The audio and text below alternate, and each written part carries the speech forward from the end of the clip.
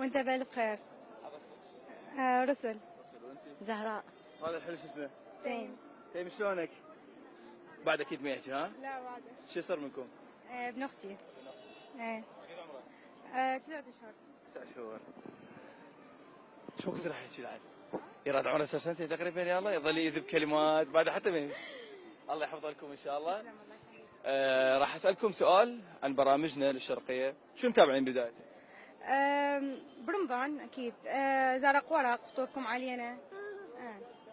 زين راح اسالكم سؤال. زين ما دام تابعين فطوركم علينا زرق ورق ما راح اسالكم العد على هالبرنامجين لان متابعين، اسالكم سؤال على البرنامج بلكي متابعين. اوكي؟ اذا انت تقولين متابعه زرق ورق متابعه فطوركم علينا. راح اسالك على برنامج، هذا البرنامج تتابعه دائما الامراه العراقيه. ها انت ايش بيك؟ تريد تشارك؟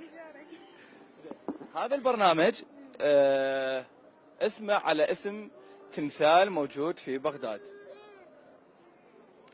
سؤال صعب. برنامج ينعرض على قناة الشرقية، هذا البرنامج دائما يعتني بالاشياء ويخص الاشياء اللي تعتني بها المرأة.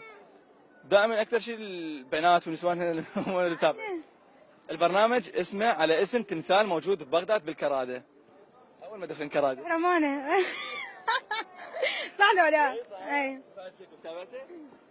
ما شايفته انت شايفته؟ لا لا. يعني انت هسه بالصدفه لان ساعدتك انا عرفت. تلميح يعني عرفت. زين يعني انت اكثر شيء متابع اي فطوركم علينا. اكثر شيء. زين ما دام عرفتي انت الجواب بعد ما اني ساعدتك راح نقدم لك هديه، بس اريد اسالك سؤال عن اجواء العيد في العراق قبل عن هسه، شنو اللي يفرق؟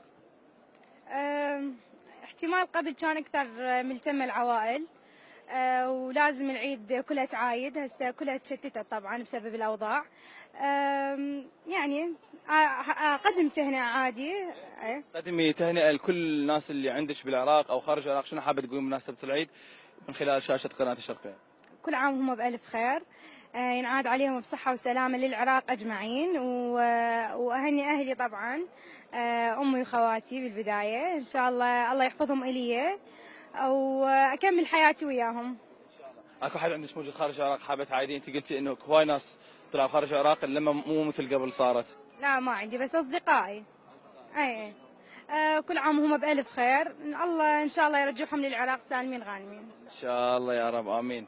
وهذه عيدية الشرقية وبرنامج عيدكم ويانا احنا لحضرتك. نعم زين تعرفين تسوين كلش ولا لا؟ اي طبعا والله. سويتي لو لا؟ اذا سويتي يلا جيبي. لا ما جايبه وياي. زين سويتي يعني تعرفين تسوين؟ طبعا اعرف. يعني مو جاهز وتقولين ها سويتي؟ لا شنو مو بتبيت. دائما. فطاير وكيك عادي وكيك، يعني حلويات. اعتماد البيت عليك بهاي الامور؟ حاليا يا علي، بس قبل لا كانت على خواتي. خواتك راحوا وتدار عليك؟ اي راحوا. الله يحفظهم وان شاء الله يجمعكم العيد الجاي. تسلم الله يخليك. شكرا لك ومشاركتك ويانا. تسلم الله يخليك. الله. اذا